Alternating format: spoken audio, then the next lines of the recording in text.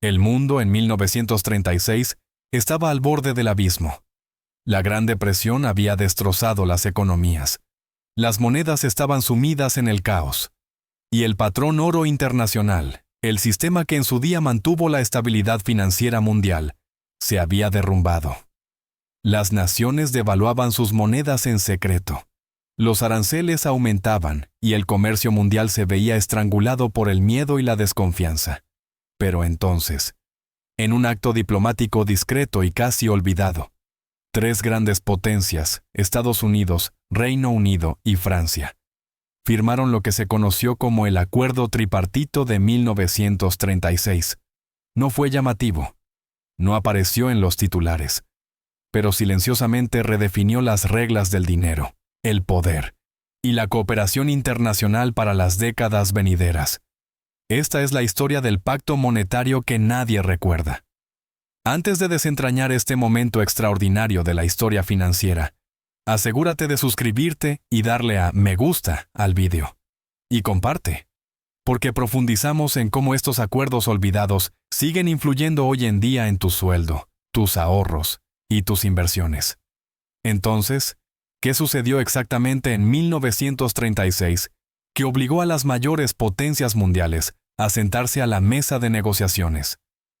Para entenderlo, tenemos que remontarnos a las secuelas de la Gran Depresión. Cuando se produjo la crisis en 1929, todo el sistema financiero mundial entró en parada cardíaca. El patrón oro, la columna vertebral del sistema monetario internacional, comenzó a desmoronarse. Los países que antes prometían cambiar el papel moneda por oro, de repente ya no podían hacerlo. Gran Bretaña fue la primera en abandonar el oro en 1931, lo que conmocionó al mundo. La libra esterlina había sido durante mucho tiempo la moneda dominante del comercio mundial, y cuando cayó, desencadenó una reacción en cadena.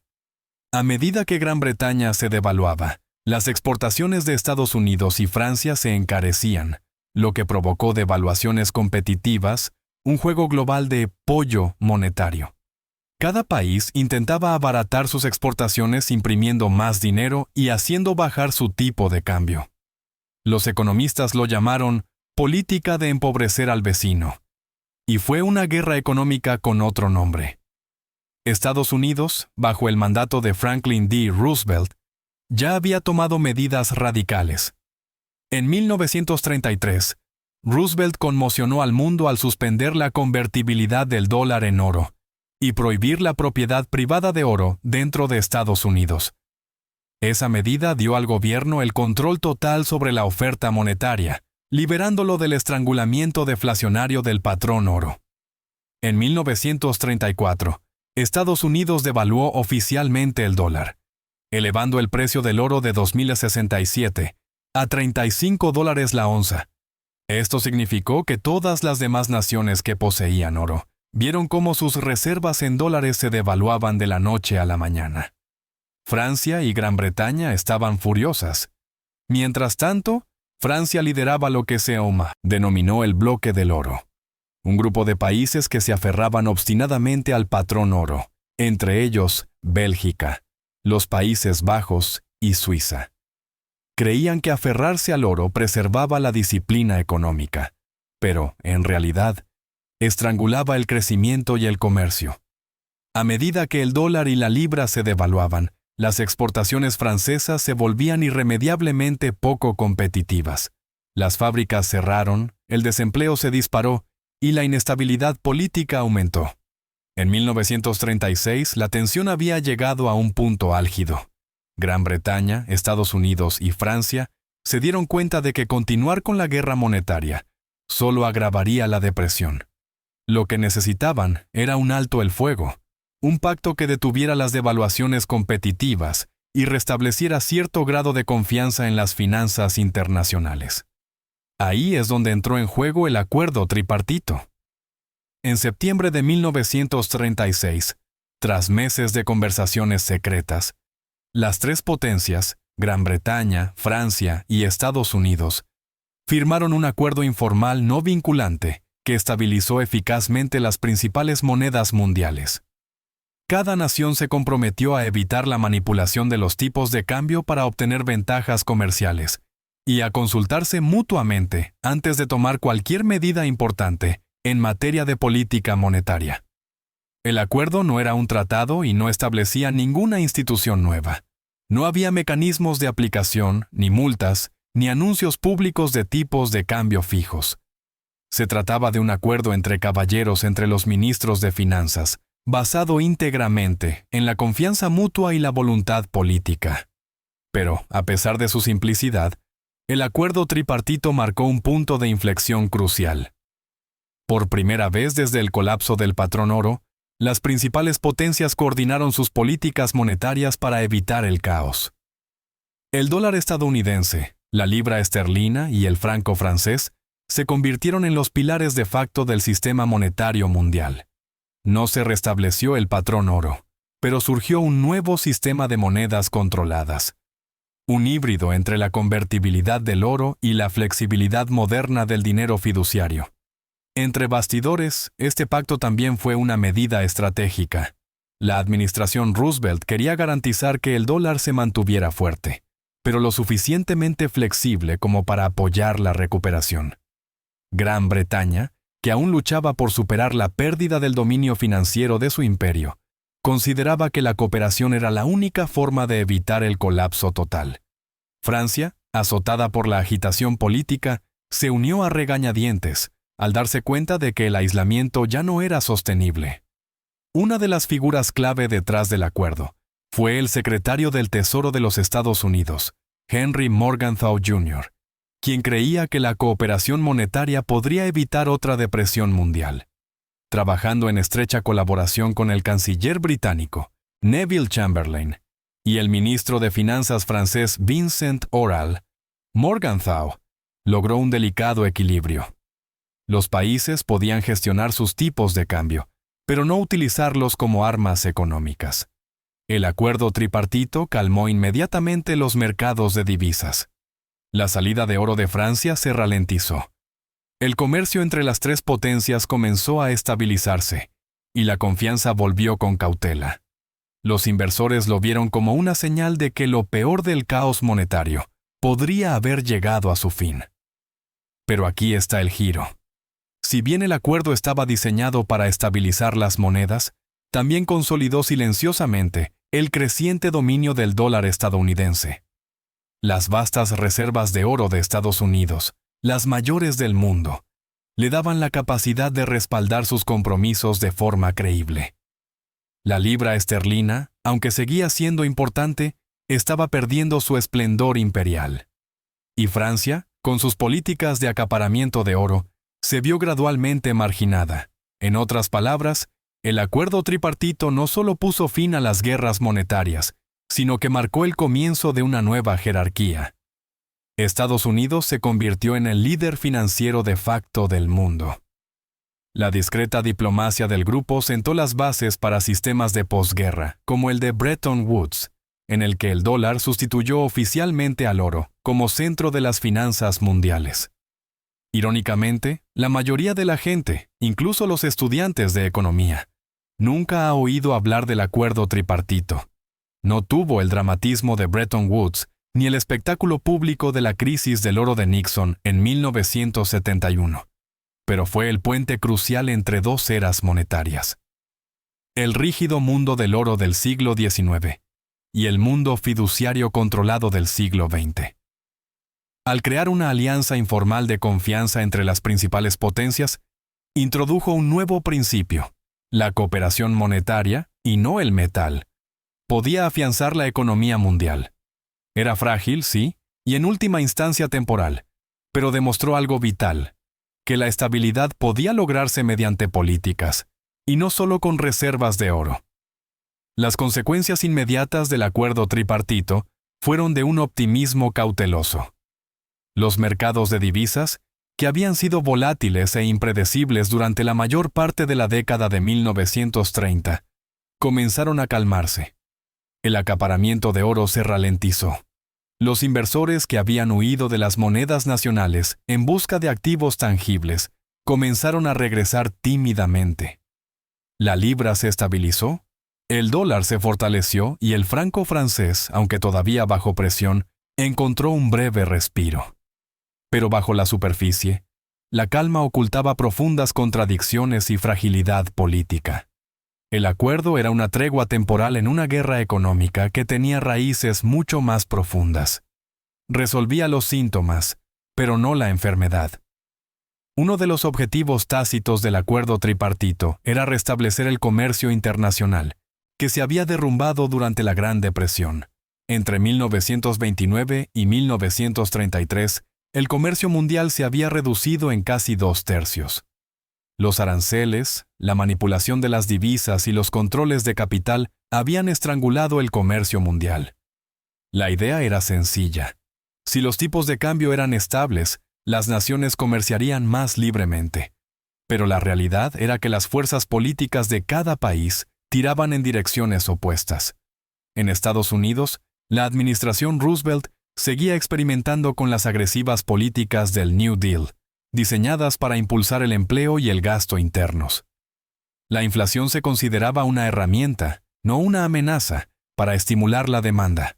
Por el contrario, los responsables políticos británicos se centraban principalmente en estabilizar la libra para proteger la credibilidad financiera de Londres.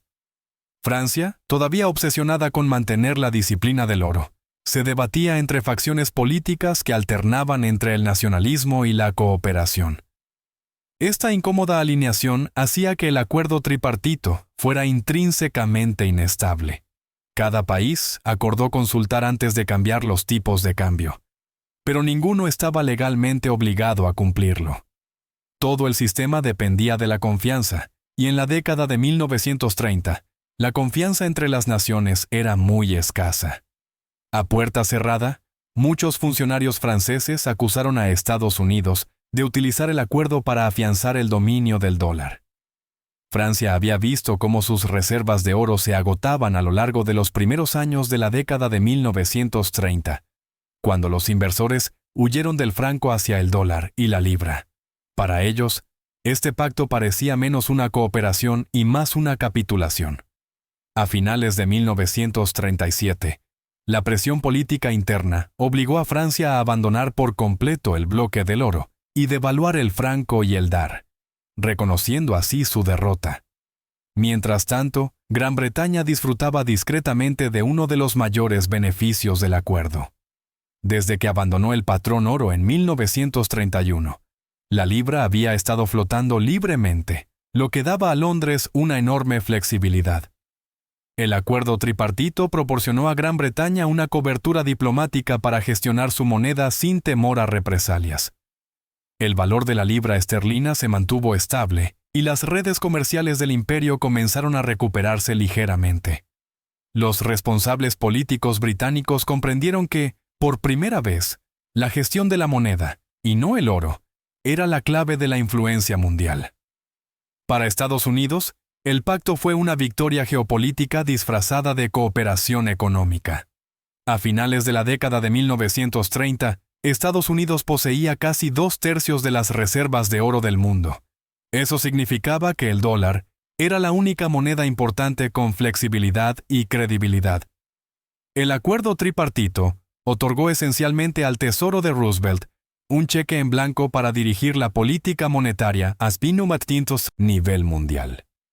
Aunque Estados Unidos promovía oficialmente la igualdad entre las naciones, Henry Morgenthau Jr., secretario del Tesoro de Roosevelt, utilizó el pacto como arma diplomática. A menudo se comunicaba directamente con los ministros de Finanzas extranjeros, sin pasar por los canales tradicionales del Departamento de Estado. Al hacerlo, sentó un precedente que más tarde se convertiría en una práctica habitual de la diplomacia financiera estadounidense, controlando el sistema mundial a través de medios monetarios en lugar de militares. Sin embargo, esta nueva cooperación tenía límites. A medida que avanzaba la década de 1930, la sombra de la guerra comenzó a oscurecerlo todo. El rearme de Alemania, la invasión de China por parte de Japón y la agresión de Italia en África hicieron imposible mantener la estabilidad internacional. Las prioridades económicas pasaron de la cooperación a la supervivencia. En 1939, Con la Segunda Guerra Mundial acechando, el acuerdo tripartito quedó prácticamente muerto. Cada país volvió a sus propias políticas. Gran Bretaña introdujo controles de cambio para evitar la fuga de capitales. Francia, invadida por Alemania en 1940, vio cómo su sistema monetario se derrumbaba por completo. Estados Unidos, aunque oficialmente neutral hasta 1941, comenzó a prepararse para la financiación de la guerra. El breve experimento de armonía monetaria había terminado. Sin embargo, su influencia perduró. Aunque el acuerdo no sobrevivió a la guerra, sentó un importante precedente. La cooperación monetaria mundial era posible y necesaria. Cuando terminó la guerra, esa lección guió la creación del sistema de Bretton Woods en 1944. Los arquitectos de Bretton Woods, John Maynard Keynes, por parte de Gran Bretaña, y Harry Dexter White, por parte de Estados Unidos, se inspiraron en gran medida en el modelo tripartito. Entendieron que, para que el mundo evitara otra gran depresión, se necesitarían mecanismos para coordinar los tipos de cambio, compartir información y estabilizar los flujos comerciales. Pero había una diferencia crucial. Mientras que el acuerdo tripartito era informal y se basaba en la confianza, Bretton Woods creó instituciones formales, el Fondo Monetario Internacional, FMI, y el Banco Mundial, para hacer cumplir las normas y proporcionar estabilidad financiera. En cierto sentido, el Pacto de 1936 fue un prototipo del orden monetario de la posguerra. Mostró lo que podía funcionar y lo que no. Otro legado del acuerdo tripartito fue el cambio psicológico que provocó entre los responsables políticos. Marcó el momento en que las naciones se dieron cuenta de que podían gestionar el valor de las monedas sin la convertibilidad directa del oro. El patrón oro había sido una camisa de fuerza que obligaba a los gobiernos a deflactar sus economías solo para mantener un precio fijo para el oro. El acuerdo tripartito demostró que un enfoque coordinado y flexible podía aportar estabilidad sin sacrificios tan dolorosos. Por supuesto, esta flexibilidad tenía un precio, la inflación. Una vez que los gobiernos aprendieron que podían imprimir dinero sin que se produjera una catástrofe inmediata, la tentación se volvió irresistible. En muchos sentidos, el acuerdo tripartito abrió la puerta a la era moderna de la inflación controlada, el dominio de los bancos centrales y la manipulación financiera. Fue el comienzo de lo que algunos economistas denominan el experimento fiduciario, un experimento que continúa hasta nuestros días. El acuerdo también reveló una verdad fascinante sobre el poder en la economía global. No siempre proviene de ejércitos o imperios. A veces proviene de quien controla las reglas del dinero. En 1936, Estados Unidos comenzó a redactar discretamente esas reglas. Reglas que más tarde convertirían al dólar en el centro del sistema financiero mundial. Y aunque el acuerdo tripartito a menudo se pasa por alto, su influencia es profunda. Enseñó a los gobiernos que la diplomacia financiera podía lograr lo que las guerras no podían. La cooperación pacífica incluso entre rivales. Demostró que las monedas podían ser instrumentos de negociación, no solo símbolos de riqueza. Cuando el mundo volvió a sumirse en la guerra, ya existía el plan para la gestión monetaria mundial, oculto en los silenciosos pasillos de los ministerios de finanzas, nacido de la desesperación, sellado no por tratados, sino por apretones de manos y confianza. Puede que el acuerdo tripartito no lograra evitar el conflicto mundial, pero sí consiguió moldear la forma en que las naciones concebían el dinero, el poder y la coordinación. Fue el puente invisible entre el caos de la depresión y el orden del sistema financiero de la posguerra. Hoy en día, el acuerdo tripartito de 1936 rara vez se menciona fuera de los círculos académicos. Sin embargo, sus huellas están por todo el mundo financiero en el que vivimos. Para comprender realmente por qué, tenemos que fijarnos en el legado más profundo que dejó.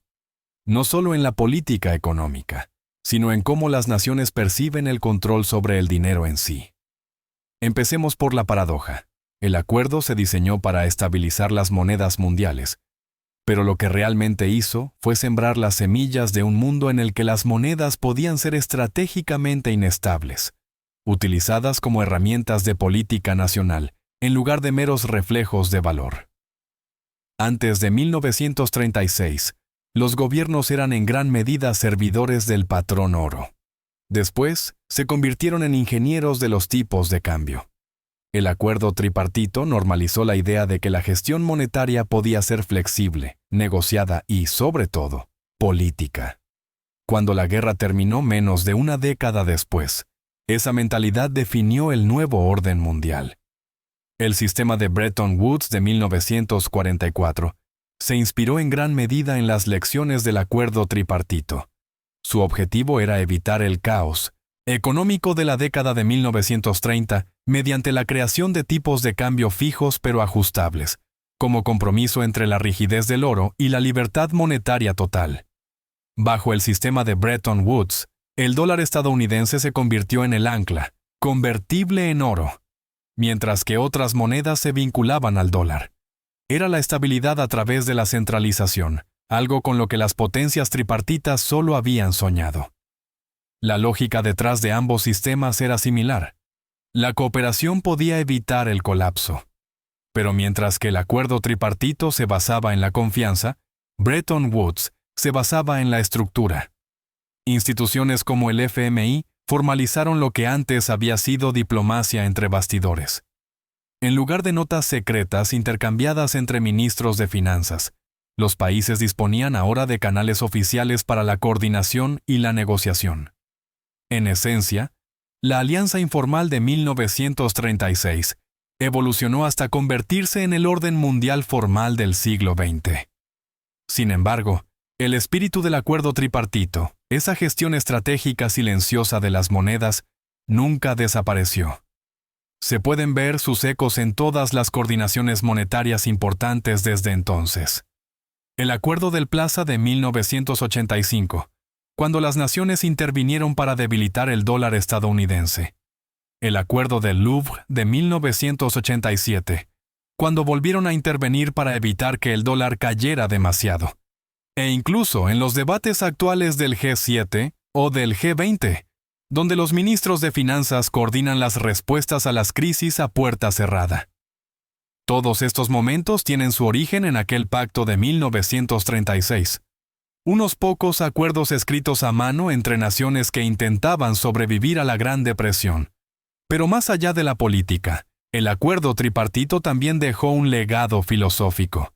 La idea de que el dinero no era neutral. Antes de la década de 1930, la mayoría de la gente veía la moneda como una reserva pasiva de valor, algo que los gobiernos gestionaban de forma responsable, pero que no manipulaban. El acuerdo tripartito cambió eso para siempre. Dejó claro que el dinero podía utilizarse como un instrumento activo de política, una forma de influir en el comercio, el empleo e incluso la geopolítica. El cambio tuvo enormes consecuencias. Una vez que el dinero se convirtió en una herramienta política, los gobiernos obtuvieron un poder sin precedentes, pero también nuevas tentaciones. La inflación dejó de ser solo un accidente para convertirse, en ocasiones, en una estrategia. Las guerras monetarias, las devaluaciones competitivas que caracterizaron la década de 1930, nunca desaparecieron del todo. Simplemente evolucionaron hacia formas más sutiles. Ajustes de los tipos de interés, flexibilización cuantitativa y manipulaciones de los balances por parte de los bancos centrales. El banquero central moderno, a menudo retratado como un tecnócrata por encima de la política, es en realidad un descendiente directo de la filosofía tripartita. Su verdadera función es coordinar, a veces en silencio, a veces públicamente, para mantener la ilusión de estabilidad global mientras se persiguen los objetivos nacionales. Cuando la Reserva Federal, el Banco Central Europeo y el Banco de Japón coordinan intercambios de liquidez o cambios sincronizados de tipos de interés, están repitiendo el guión tripartito para un nuevo siglo. Otro legado importante del acuerdo de 1936 fue la constatación de que el control del dinero equivale al control del discurso. Durante la Depresión, El colapso monetario se consideraba un fracaso del propio capitalismo. Tras el acuerdo tripartito, los gobiernos lo reformularon como un problema de coordinación, algo que podía solucionarse con una mejor gestión y no como una condena del sistema. Ese cambio de narrativa preservó la confianza del público en las monedas fiduciarias incluso después de que desapareciera el dominio del oro. También cabe señalar que el acuerdo tripartito remodeló sutilmente la relación entre el público y sus gobiernos. Antes de 1933, la gente podía convertir libremente el papel moneda en oro. Tras la confiscación del oro por parte de Roosevelt y el marco monetario flexible del acuerdo tripartito, los ciudadanos quedaron efectivamente excluidos de ese vínculo directo. El dinero se convirtió en algo que se usaba, no en algo que se poseía. El Estado, y no el individuo, determinaba su valor. Ese principio sustenta nuestro mundo moderno. Cada vez que los bancos centrales ajustan los tipos de interés, imprimen dinero o intervienen en los mercados, están ejerciendo el mismo tipo de control vertical que se legitimó por primera vez en la década de 1930. Y el hecho de que la mayoría de la gente lo aceptara como algo normal, demuestra lo profundamente arraigada que está esta filosofía. Por supuesto, la ironía es que se suponía que el acuerdo tripartito iba a restaurar la estabilidad, y sin embargo, a largo plazo condujo al sistema financiero más inestable de la historia. Un sistema basado en monedas controladas, planificación centralizada e intervención constante. Desde 1971, cuando Nixon puso fin a la convertibilidad del dólar en oro, el mundo ha estado funcionando con moneda fiduciaria pura, el punto final lógico del experimento tripartito. El dólar sigue siendo dominante, pero flota libremente, guiado por la misma coordinación basada en la confianza que definió 1936.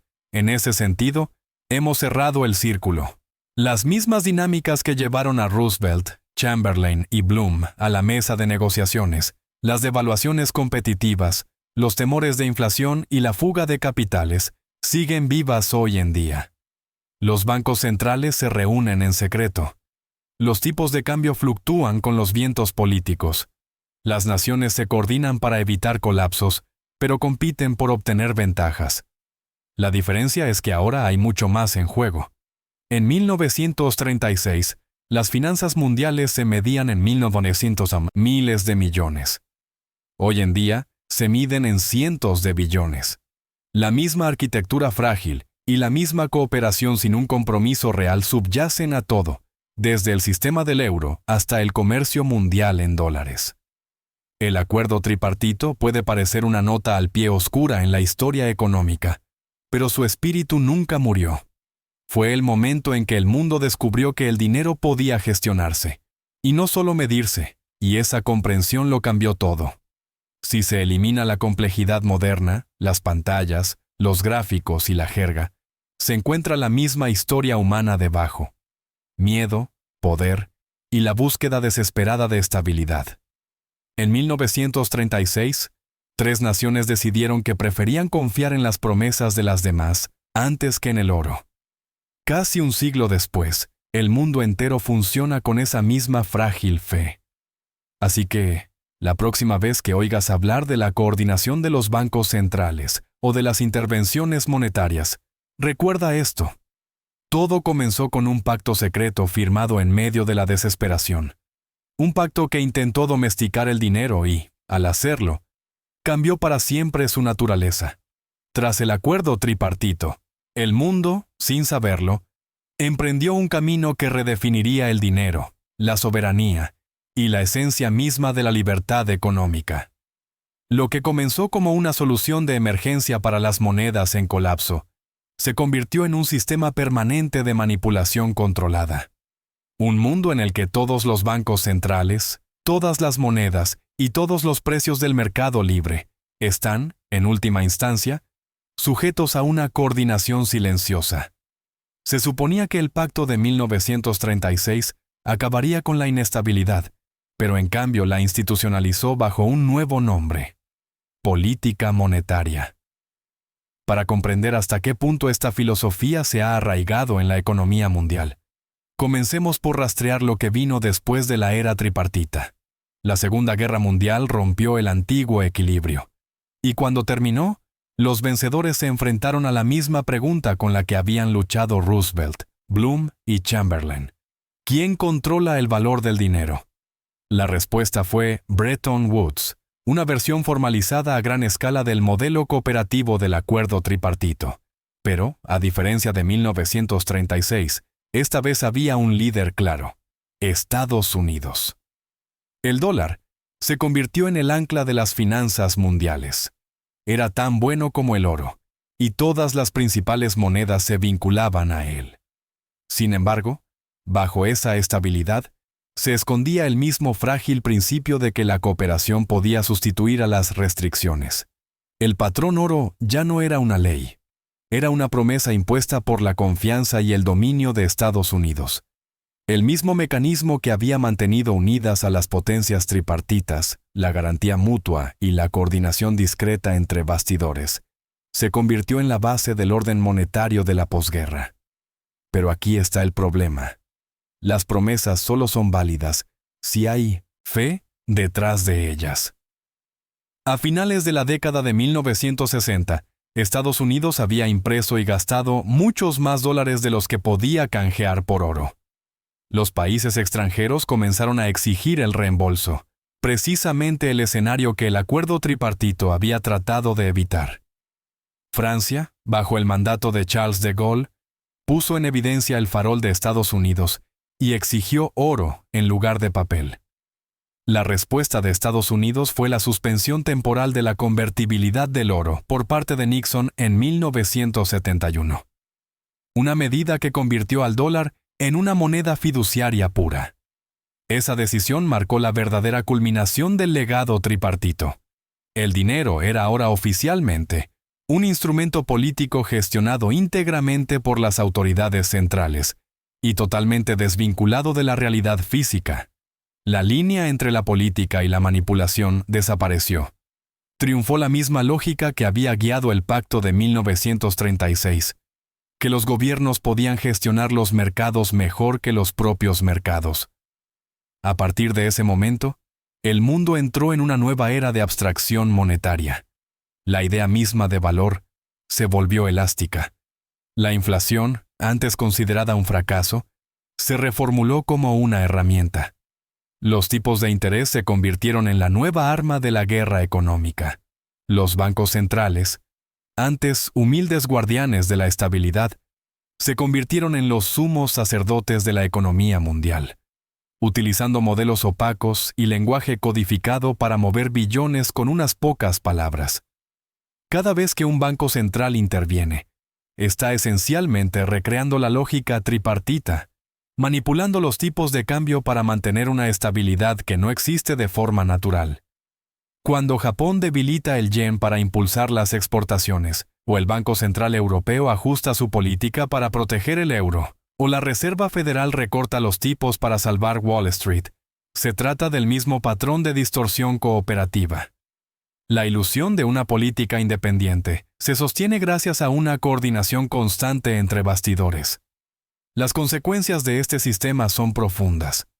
Los mecanismos naturales que antes corregían los desequilibrios, como los flujos de oro, los déficits comerciales o la fuga de capitales, han sido sustituidos por decisiones políticas. Esto significa que las crisis ya no limpian el sistema, sino que se agravan dentro de él. Cada rescate, cada intervención, cada ayuda financiera no hace más que trasladar la carga hacia el futuro, lo que hace que el ajuste de cuentas final sea mayor y más peligroso. Los artífices del acuerdo tripartito nunca imaginaron este resultado. Buscaban calmar los mercados, no dominarlos, pero al sentar el precedente de que los gobiernos podían y debían manipular las divisas, crearon un marco que perpetuó el control monetario. Lo que comenzó como una emergencia se convirtió en la base de la economía moderna. Y lo irónico es que ahora lo llamamos estabilidad. Cuando se oyen expresiones como estabilidad de precios, flexibilización monetaria u operaciones de liquidez del Banco Central, lo que realmente se oye son ecos de 1936 un lenguaje codificado para referirse a intervenciones diseñadas para mantener la ilusión de control. El mercado ya no descubre el valor, lo recibe de la política. La prueba más llamativa de ello es cómo reaccionan ahora los mercados. Un solo discurso del presidente de la Reserva Federal puede mover los mercados bursátiles mundiales, más de $1 billón en cuestión de minutos. Los operadores no estudian los fundamentos, estudian a los banqueros centrales. El dinero se ha convertido no solo en el sustento de la economía, sino en un arma en manos de unos pocos funcionarios no elegidos. Este cambio tiene enormes implicaciones para la propia democracia. En la era tripartita, al menos los participantes rendían cuentas, los gobiernos negociaban en nombre de su pueblo. Hoy en día, los bancos centrales operan de forma independiente, al margen de la supervisión política, ejerciendo poderes sobre los que ningún votante puede influir. El mundo ha aceptado silenciosamente el autoritarismo monetario bajo el pretexto de la gestión tecnocrática. Sin embargo, la inestabilidad no ha desaparecido, simplemente se ha disfrazado. Cada pocas décadas, el sistema sufre convulsiones. Las crisis del petróleo de los años 70, la crisis de la deuda latinoamericana de los 80, el colapso financiero asiático de los 90, la crisis mundial de 2008 y ahora la crisis inflacionaria de los años 20. Cada episodio sigue el mismo patrón: intervención, distorsión, colapso y reinvención. La única constante es la creencia de que esta vez los planificadores centrales lo harán bien. En muchos sentidos, el acuerdo tripartito fue la primera ficha de dominó de una reacción en cadena que duró un siglo. Enseñó al mundo que la moneda podía ser una herramienta estratégica, no solo un medio de intercambio. Sustituyó la determinación natural de los precios por la negociación política, y convirtió la mano invisible del mercado en la mano visible del Estado. Hoy en día, esa lógica lo gobierna todo, desde los swaps de tipos de interés hasta el diseño de la moneda digital. Las monedas digitales de los bancos centrales, las CBDC, por ejemplo, representan la máxima expresión del pensamiento tripartito, el control total sobre el dinero en sí. Lo que comenzó como una promesa para estabilizar los tipos de cambio, se ha convertido en una tecnología que puede rastrear, programar e incluso caducar tu dinero. El acuerdo tripartito no fue solo un acontecimiento histórico, fue un punto de inflexión en la filosofía humana. El momento en que dejamos de confiar en que el dinero reflejara la verdad y empezamos a confiar en las personas para definirla. Y a medida que crecen las grietas del sistema actual, con el aumento de la inflación, la explosión de la deuda y la erosión de la confianza, los fantasmas de 1936 se agitan una vez más. Las naciones se coordinan en secreto. Las monedas se ajustan silenciosamente. Los bancos centrales intervienen a diario para mantener viva la ilusión. El mundo tripartito nunca terminó. Simplemente se hizo más grande, más digital y mucho más peligroso.